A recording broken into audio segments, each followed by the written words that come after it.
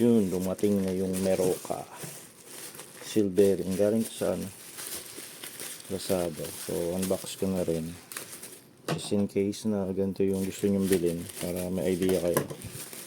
Hindi sa akin to, sa to, sa anak ko. Bali siya pumili nito. Kabit namin sa single speed niya. Grabe naman ito, daan balot. Parang ayaw pa bukas. Tingnan natin yung totoong seal bearing or kunyari lang. Makabudol tayo. Mura lang to $270. Ang ganda ng karton. Meroka. Made in Meroka. Morocco pala yun, hindi Meroka. Yeah, so weight check natin siya, then magnet test din. Ay, sealed nga. Pero parang antigas ng ikot nyo. Siguro to, sealed bearing, pero plastic yung bearing niya. Bagal ng ikot May pa manual pa sila. Ang ganda ng box. Tapos to? Kasamang Allen key, Allen wrench. Teka. Ayos to. Kuha tayong magnet. Check natin. Sana aluminum. Ayun. Pwede. Ito bakal to for sure. Diba? Ayos. Kaso wala siyang pin. May pin siya, pero hindi natatanggal yung pin. Hindi na natanggal. Ayun. Hindi, mukhang natatanggal. Pero ayoko nang tanggalin. Black lang. Parang hindi rin. Hindi ko sure. Natatanggal to. Mukha naman. Pero ang tigas ng ikot niya. Pero mukha naman siyang sealed. Ang tigas ng ikot. Dahil bago lang. Hindi Yung mga na-upload ko dating seal bearing talaga. Pag inikot mo, ayaw nang tumigil, diba?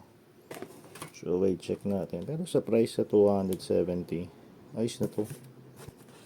Wait, check natin. Para sa mga weight conscious dyan. So, ayaw bumigat ang bike. Feeling ko mabigat Parang may git na to. May 300 grams yung dalawa. Or 400 may 400 plus. Ito 200 plus siguro to.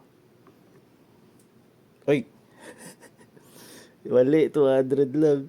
Di 400.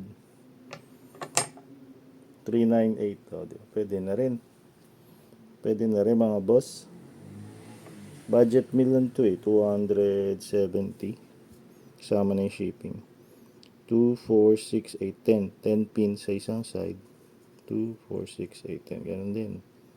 Feeling ko to. Isa lang seal bearing dito, tapos plastic pa. Or pwedeng dalawa. Hindi ko lang buksan. Pero maganda siya. Meron siyang Allen wrench. Tapos pwede rin siyang spanner dito. Spanner type. So, dalawa.